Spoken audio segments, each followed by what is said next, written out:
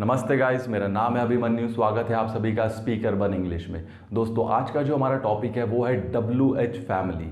आज मैं आपको बताने वाला हूँ WH फैमिली के कुछ ऐसे इंपॉर्टेंट वर्ड्स जिसका हम यूज़ इंग्लिश पढ़ते हुए या लिखते हुए या बोलते हुए सबसे ज़्यादा करते हैं। दोस्तों, तो WH फैमिली होता क्या है, इन WH फैमिली के वर्ड्स होते क्या है, सबसे पहला सवाल मन में यही उठेगा। दोस्तों, तो जिन भी शब्दों में W और H आते हैं दोस्तों, वो सारे होते हैं आपके WH फैमिली के वर्ड। जैसा मैं अगर आपको एग्जांपल दूं, तो पहला अगर हम देखें तो Y, WHY, तो दोस्तों इसमें देखिए WH आ रहा है, तो ये WH फैमिली का है।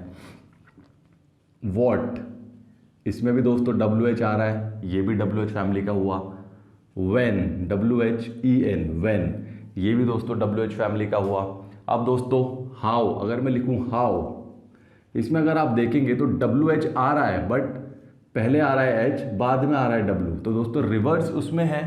बट WH आने से मतलब है, ये ज़रूरी नहीं है कि पहले W आएगा फिर H, पहले H भी आ सकता है और बाद में W भी। तो दोस्तों जिन भी शब्दों में W और H आएगा वो सारे शब्द होते हैं आपके WH फैमिली के। तो आइए गाइस, एक एक करके हम इनके बारे में डीप में पढ़ते हैं। तो पहला है दोस्तों आपका वॉट का यूज़ दोस्तों देखिए क्या के लिए होता है, या फिर जो के लिए। जो का यूज़ होता है दोस्तों एज अ कंजंक्शन क्या है ये मैं आपको दूसरे वीडियो में बता चुका हूँ। WH फैमिली का दोस्तों यूज़ देखिए या तो इंटेरोगेटिव की तरह हो सकता है और या कंजंक्शंस की तरह।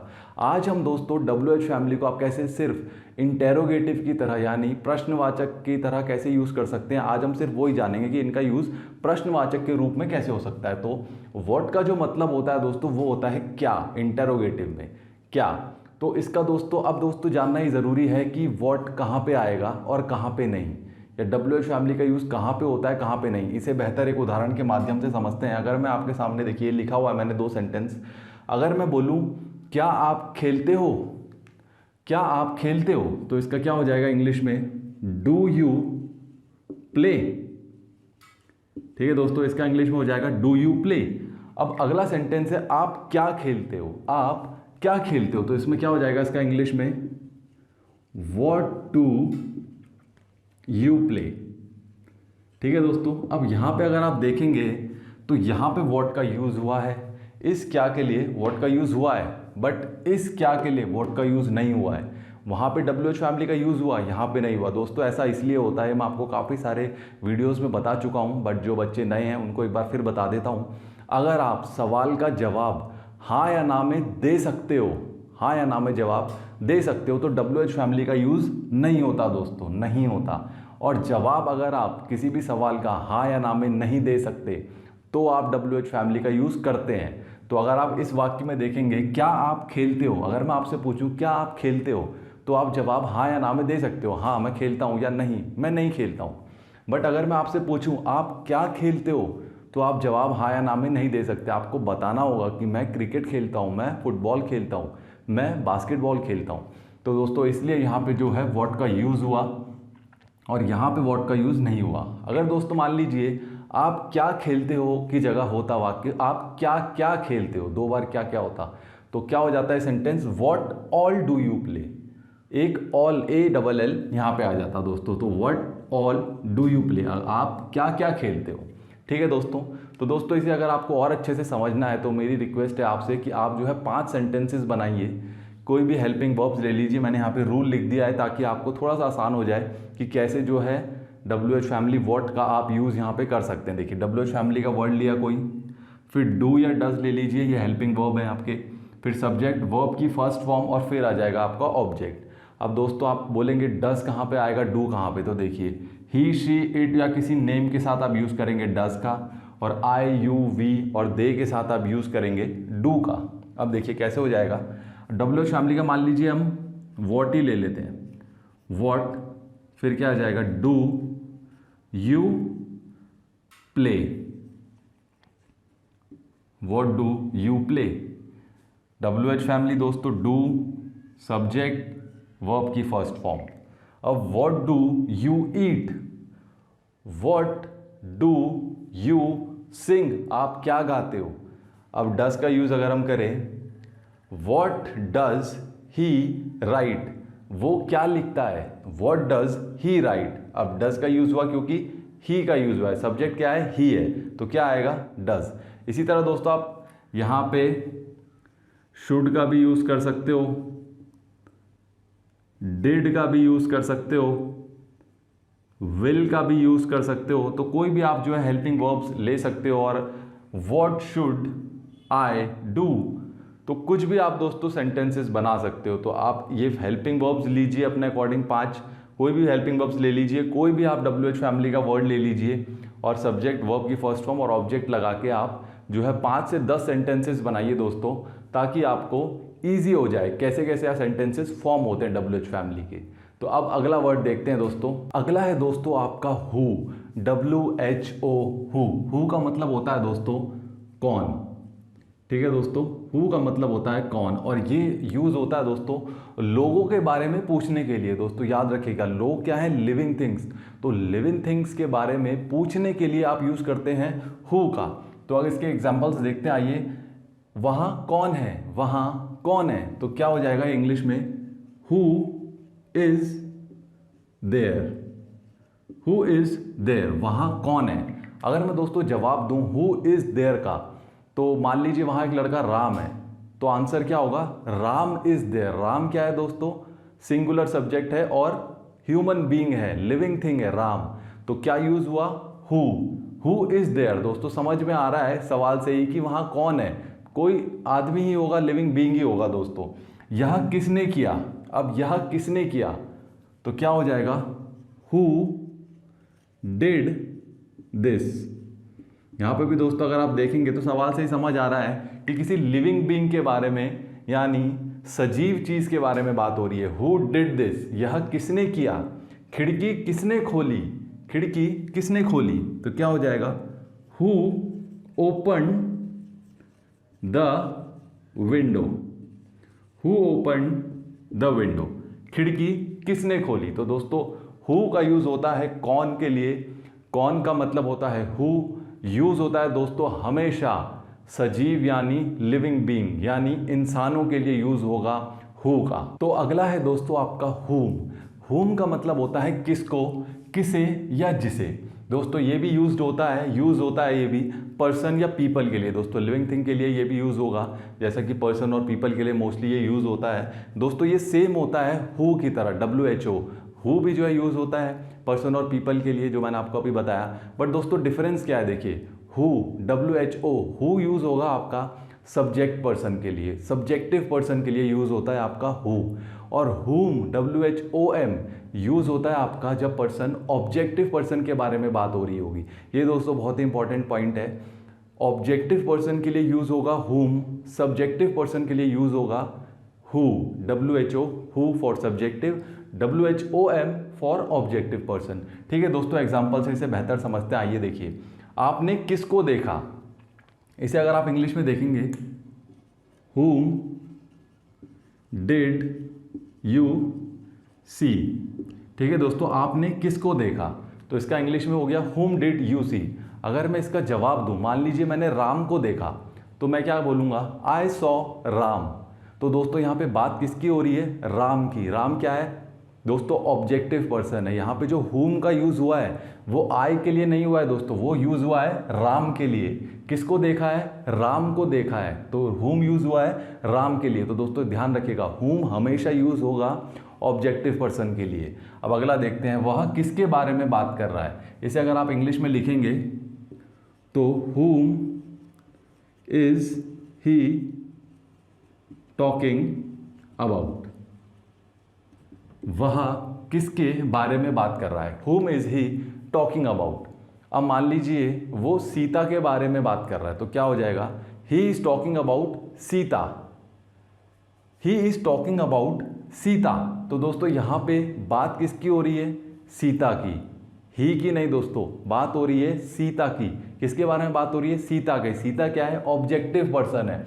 तो ये whom जो यूज हुआ है, ये यूज हुआ है दोस्तों सीता के लिए। ये आपको दोस्तों ध्यान रखना है कि जब भी सब्जेक्टिव पर्सन होगा तो हु का यूज होगा, और जब भी आप ऑब्जेक्टिव पर्सन के लिए बात कर रहे हैं तो आप हमेशा यूज करेंगे whom का, WHOM, whom का। अब दोस्तों एक और सेंटेंस है, देखिए, वह व्यक्ति जिसे आपने देखा था मेरा दोस्त है। वह व्यक्ति जिसे आपने देखा था मेरा दोस्त है। इसे आप इंग्लिश में कैसे लिखेंगे, the person whom you have seen is my friend। ठीक है दोस्तों, the person whom you have seen is my friend। अब दोस्तों यहाँ पे भी whom का यूज़ हुआ है, बट दोस्तों यहाँ पे whom का यूज़ एज एन इंटेरोगेटिव नहीं, एज एन कंजंक्शन हुआ है दोस्तों, ये आपको ध्यान रखना है। whom एज एन कंजंक्शन भी वो यूज़ होता है, जब मैंने को बताया जिसे, जैसा कि जिसे के लिए यूज़ हुआ है whom का, बट एज एन कंजंक्शन। ये हम कंजंक्शन के वीडियो में पढ़ेंगे दोस्तों कि whom का यूज़ किसे या जिसे के लिए एज एन कंजंक्शन कैसे यूज़ होता है। ठीक है दोस्तों, बट आपको ये ध्यान रखना है अभी के लिए कि whom का यूज़ कंजंक्शन के तरफ पे भी होता है। ठीक है दोस्तों, तो ये था दोस्तों आपका whom। अगला है दोस्तों आपका when, WHEN। when का मतलब होता है दोस्तों कब या जब। दोस्तों ये यूज़ होता है टाइम के लिए, समय के लिए यूज़ होता है आपका when। अब देखिए मैं आपको एग्जांपल से समझाता हूँ। वह कब गया, वह कब गया, टाइम पूछा जा रहा है, वह कब गया, तो क्या हो जाएगा इंग्लिश में, when did he leave। वह कब गया, हम कब जाएंगे, हम कब जाएंगे, तो क्या हो जाएगा, when will we go। हम कब जाएंगे, हम कब खेल सकते हैं, हम कब खेल सकते हैं, तो when can we play।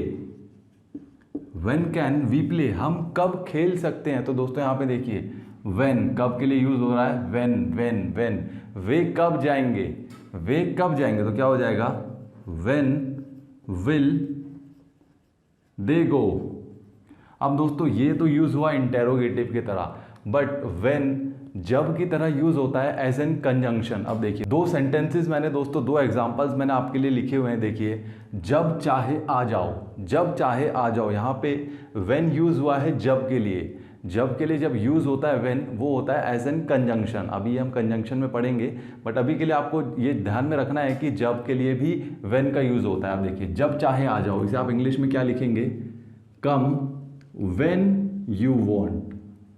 तो यहाँ पे भी दोस्तों देखिए when का यूज़ हुआ है जब के लिए, तो यहाँ पे भी when का यूज़ एज एन कंजंक्शन भी होता है। जब वो आए मुझे बताना, जब वो आए मुझे बताना, तो क्या हो जाएगा इंग्लिश में, let me know when he comes। Let me know when he comes। तो दोस्तों यहाँ पे when का यूज़ एज एन कंजंक्शन हो रहा है, बट दोस्तों इंटेरोगेटिव में when का मतलब होता है कब, और कब यूज़ होता है समय के लिए। समय अगर आप पूछ रहे हैं कि when did he leave, वह कब गया, वह कब आएंगे, हम कब जाएंगे, हम कब खाएंगे, हम कब खेलेंगे, तो सारी जगह पे यूज़ होता है आपका when। अगला है दोस्तों आपका where, WHERE। where का यूज़ होता है दोस्तों कहाँ के लिए और जहाँ के लिए। दोस्तों कहाँ के लिए यूज़ होता है, आस्क अबाउट प्लेसेस। इंटेरोगेटिव में यूज़ होता है कहाँ के लिए, और जहाँ के लिए यूज़ होता है एज एन कंजंक्शन। दोस्तों कंजंक्शन क्या होते हैं मैं एक बार आपको शॉर्ट में बता देता हूँ। लिंकिंग वर्ड्स, दो सेंटेंसेस, दो वर्ड्स या दो क्लॉजेस को जो जोड़ते हैं वो होते हैं आपके कंजंक्शंस। ठीक है, तो वेयर का यूज़ एज एन कंजंक्शन भी होता है, एज एन इंटेरोगेटिव भी। तो आज हम इंटेरोगेटिव के बारे में पढ़ रहे हैं, तो इसका यूज़ होगा कहाँ। इसे एग्जाम्पल से बेहतर समझते हैं। आप कहाँ रहते हैं, आप कहाँ रहते हैं, आप जगह के बारे में पूछ रहे हैं, आस्क अबाउट प्लेसेस, आप कहाँ रहते हैं,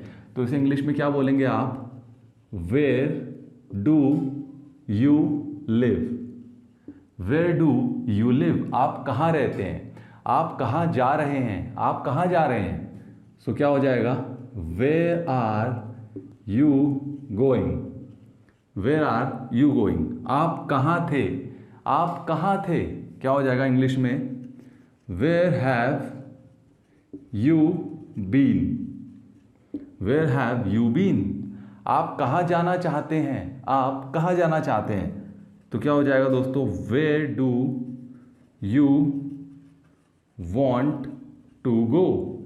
where do you want to go. अब दोस्तों देखिए दो एग्जांपल्स मैंने एज एन कंजंक्शन भी लिखे हुए हैं जहाँ पे वेयर का यूज़ होगा जहाँ के लिए। अब देखिए मैं वहाँ जाऊँगा जहाँ राम रहता है, मैं वहाँ जाऊँगा जहाँ राम रहता है, तो इसे इंग्लिश में क्या लिखेंगे, I will go where Ram lives. I will go where Ram lives. यहाँ पे दोस्तों वेयर का यूज़ हुआ जहाँ के लिए, तो दोस्तों जहाँ के लिए वेयर का यूज़ होता है, वेयर के लिए जहाँ का यूज़ भी होता है। ये आप रिवर्स है दोस्तों, जहाँ के लिए भी आप वेयर का यूज़ करते हैं, वेयर का यूज़ आप जहाँ के लिए भी करते हैं, बट एज एन कंजंक्शन दोस्तों, ये आपको ध्यान रखना है। अब मैं उस स्टोर पर वापस गया जहाँ से मैंने स्वेटर लिया था, मैं उस स्टोर पर वापस गया जहाँ से मैंने स्वेटर लिया था। क्या हो जाएगा इंग्लिश में? I went back to the store where I took my sweater। ठीक है दोस्तों, I went back to the store where I took my sweater। मैं उस स्टोर पर वापस गया जहाँ से मैंने स्वेटर लिया था। तो यहाँ पे भी दोस्तों where का यूज़ हुआ है जहाँ के लिए, बट एज एन कंजंक्शन। तो दोस्तों ये आपको ध्यान रखना है। बट आज का हमारा जो टॉपिक है वो इंटेरोगेटिव पे है। तो वेयर का यूज़ आप देखिए कहाँ के लिए, मतलब समय के या प्लेसेस के बारे में अगर आप पूछ रहे हैं तो आप यूज़ करते हैं वेयर का। तो अगला है दोस्तों आपका वाई, WHY। वाई का मतलब होता है क्यों। क्यों यूज़ होता है दोस्तों आपका? Used for asking a reason. अगर आप कोई कारण पूछ रहे हैं किसी से तो आप यूज़ करेंगे वाई का। वाई यानी क्यों का। एग्जाम्पल से देखिए बेहतर समझते हैं। हम क्यों हंस रहे हैं, हम क्यों हंस रहे हैं, तो क्या हो जाएगा इंग्लिश में? Why are we laughing? हम क्यों हंस रहे हैं। तुम खुश क्यों हो, क्या हो जाएगा? Why are you happy? तो दोस्तों यहाँ पे अगर आप देखोगे तो आप रीज़न पूछ रहे हो, कारण पूछ रहे हो। तुम खुश क्यों हो, क्यों हो, तो क्या कारण पूछ रहे हो, तो why का यूज़ हो रहा है। Why are you happy? आप यह क्यों कर रहे हैं, आप यह क्यों कर रहे हैं, तो क्या हो जाएगा? Why are you doing this? Why are you doing this? आप यह क्यों कर रहे हैं। तुम ये क्यों कह रहे हो, तुम ये क्यों कह रहे हो, तो क्या हो जाएगा? Why are you saying this? तो दोस्तों यहाँ पे अगर आप देखेंगे तो हर एक सवाल में पूछा गया है रीज़न। तो रीज़न जब भी पूछना होगा आपको तो आप यूज़ करेंगे वाई का। वाई यानी क्यों। अगला है दोस्तों आपका हुज। हुज का यूज़ होता है दोस्तों किसका या जिसका के लिए। दोस्तों इंटेरोगेटिव में यूज़ होता है किसका और कंजंक्शन में यूज़ होता है जिसका। दोस्तों हुज यूज़ होता है पोजीशन के बारे में। अगर आप किसी से पूछ लें, मान लीजिए अगर आप किसी से, अगर मैं हिंदी में समझाऊं तो अगर आप किसी से कुछ मालिकाना अधिकार के बारे में पूछ रहे हैं किसी का, तो वो तब आप यूज़ करते हैं हुज का, किसी के मालिकाना अधिकार के लिए। तो देखिए यह पेन किसका है, अगर मैं बोलूँ यह पेन किसका है तो मैं पूछ रहा हूँ ये कौन है इसका मालिक, यह पेन किसका है, तो आप इसे इंग्लिश में क्या बोलेंगे? Whose pen is this. यह पेन किसका है, हुज पेन इज दिस। यह घर किसका है, यह घर किसका है, हुज हाउस इज दिस। अब अगला है दोस्तों वह किसका दोस्त है, वह किसका दोस्त है, तो मैं पूछ रहा हूं वह किसका दोस्त है, तो क्या हो जाएगा? Whose friend is he. Whose friend is he. वह किसकी कार है, वह किसकी कार है, तो whose car is that. Whose car is that. अब दोस्तों देखिए हुज का यूज जिसका के लिए भी होता है एज एन कंजंक्शन। तो उसका अगर एग्जांपल दूं, मेरा एक दोस्त है जिसके पिताजी डॉक्टर हैं, मेरा एक दोस्त है जिसके पिताजी डॉक्टर हैं, तो इसे इंग्लिश में आप क्या बोलेंगे? I have a friend whose father is a doctor. तो दोस्तों यहाँ पे हुज का यूज हुआ किसके लिए? जिसके के लिए। तो जिसके के लिए भी हुज का यूज होता है एज एन कंजंक्शन। ठीक है दोस्तों, अब मैं आपको एक और एग्जांपल दूं अगर कंजंक्शन में जिसका के लिए, तो राम वह लड़का है जिसका सपना एक्टर बनने का है। राम वह लड़का है जिसका सपना एक्टर बनने का है, तो इसे आप इंग्लिश में क्या बोलेंगे? Ram is that boy whose dream is to become an actor. Ram वो लड़का है जिसका सपना एक्टर बनने का है। तो यहाँ पे भी दोस्तों जिसका के लिए यूज हुआ हुज का। तो दोस्तों ये आपको ध्यान रखना है, किसका यूज होता है इंटेरोगेटिव में। अगर आप किसी से किसी का मालिकाना अधिकार पूछ रहे हैं किसी भी चीज का, तो आप यूज करते हैं हुज का। अगला है दोस्तों आपका विच। विच का मतलब होता है कौन सा, विच का मतलब है कौन सा। ये दोस्तों यूज़ होता है अगर आप चॉइसेस पूछ रहे हैं, किसी से किसी की पसंद पूछ रहे हैं आप, तो आप यूज़ करते हैं विच का। तो दोस्तों पहला एग्जांपल देखिए, आपका पेन कौन सा है। अगर मान लीजिए बहुत सारे पेन हैं और मैं आपसे पूछ रहा हूँ आपका कौन सा पेन है, तो आप यूज़ करेंगे विच का। तो क्या हो जाएगा, which pen is yours, which pen is yours. आप कौन सा गाना पसंद करेंगे, आप कौन सा गाना पसंद करेंगे, कौन सा, तो क्या आएगा इंग्लिश में which. Which song will you prefer, या which song will you like. आप कौन सा गाना पसंद करेंगे, कौन सा अच्छा है। मान लीजिए बहुत सारी चॉइसेस हैं, आप कोई शर्ट खरीद रहे हैं काफ़ी सारी, तो आप अपने फ्रेंड से पूछ रहे हैं कौन सा अच्छा है, तो कौन सा अच्छा के लिए आप क्या बोलेंगे, which is better, which is better. ठीक है दोस्तों, आपकी कौन सी कार है, आपकी कौन सी कार है, तो क्या हो जाएगा, which one is your car, which one is your car. आपको कौन सा रंग चाहिए, आपको कौन सा रंग चाहिए, पूछ रहा हूं मैं आपकी पसंद, तो क्या हो जाएगा, which colour do you want, which colour do you want.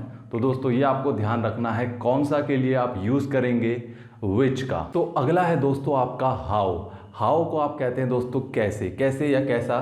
तो ये यूज़ होता है दोस्तों आपका प्रोसेस या मैनर के बारे में पूछने के लिए। अगर आप किसी से कुछ प्रक्रिया के बारे में पूछ रहे हैं या कोई तरीके के बारे में पूछ रहे हैं, तो आप यूज़ करेंगे हमेशा हाउ का, HOW हाउ। तो अगर मैं आपसे पूछूं दोस्तों आप कैसे हैं, तो मैं आपसे एक मैनर वे में बात कर रहा हूँ, आप कैसे हैं, तो आप क्या बोलेंगे इसे इंग्लिश में, हाउ आर यू।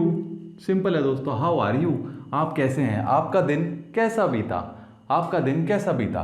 तो क्या हो जाएगा, how was your day, how was your day.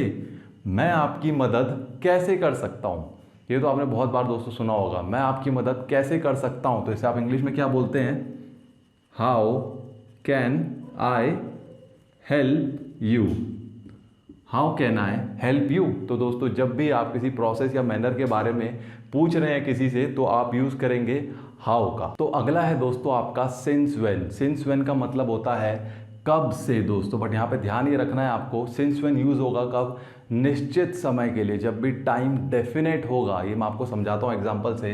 अगर मैं आपसे पूछूँ आप कब से खेल रहे हो, आप कब से खेल रहे हो, तो इसका अगर इंग्लिश में अगर मैं लिखूँ, since when have you been playing.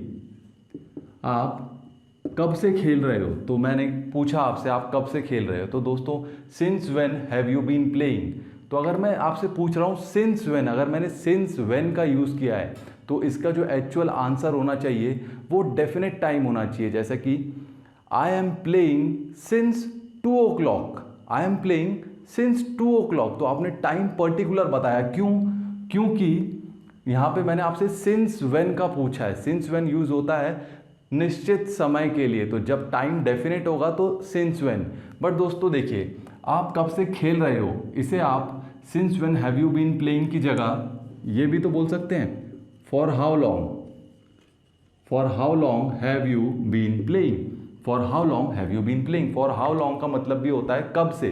But दोस्तों डिफरेंस ये है कि अगर मैंने आपसे पूछा फॉर हाउ लॉन्ग, तब आपसे मैं समय, पर्टिकुलर समय नहीं पूछ रहा हूँ, मैं आपसे समय की अवधि पूछ रहा हूँ, टाइम ड्यूरेशन। फॉर यूज होता है टाइम ड्यूरेशन के लिए, मैं आपको सिंस और फॉर में बता चुका हूँ पहले वीडियो में। तो सिंस का यूज होगा डेफिनेट टाइम के लिए, फॉर का यूज होता है टाइम ड्यूरेशन के लिए। तो अगर मैं आपसे पूछूं for how long have you been playing, तो मान लीजिए आप 2 बजे से खेल रहे थे और अभी 4 बजे हैं, तो आप 2 घंटे से खेल रहे हैं, तो आप क्या बोलेंगे, I have been playing for 2 hours, I have been playing for 2 hours। अगर मैं आपसे पूछता हूं फॉर हाउ लॉन्ग, बट अगर मैं आपसे पूछूंगा since when have you been playing, तो आपको मुझे क्या आंसर देना है, I have been playing since 2 o'clock या सिंस 4 o'clock या सिंस मॉर्निंग। तो आपको पर्टिकुलर टाइम बताना है। अगर मैं सिंस बोल रहा हूँ अगर फॉर बोल रहा हूँ तो आपको टाइम ड्यूरेशन बताना है दोस्तों। तो ये है दोस्तों आपका सिंस व्हेन या फॉर हाउ लॉन्ग। तो दोस्तों ये था हमारा आज का टॉपिक WH फैमिली। दोस्तों आज मैंने आपको बताया कि WH फैमिली का यूज़ आप कैसे इंटेरोगेटिव की तरह यूज़ कर सकते हैं WH फैमिली को। तो दोस्तों WH फैमिली के जो मैंने आपको कुछ वर्ड्स बताए और उनके एग्जांपल्स, ये हम मोस्टली यूज़ करते हैं इंग्लिश में। तो मैंने आज आपको यही बताया, आने वाले वीडियोज़ में मैं आपको और भी बाकी सारे वर्ड्स इसके WH फैमिली के वर्ड्स बता दूंगा। तो आई होप आपने दोस्तों इस वीडियो से भी कुछ ना कुछ ज़रूर सीखा होगा। तो गाइज मिलते हैं अगले वीडियो में एक नए टॉपिक के साथ। तब तक के लिए नमस्कार, धन्यवाद।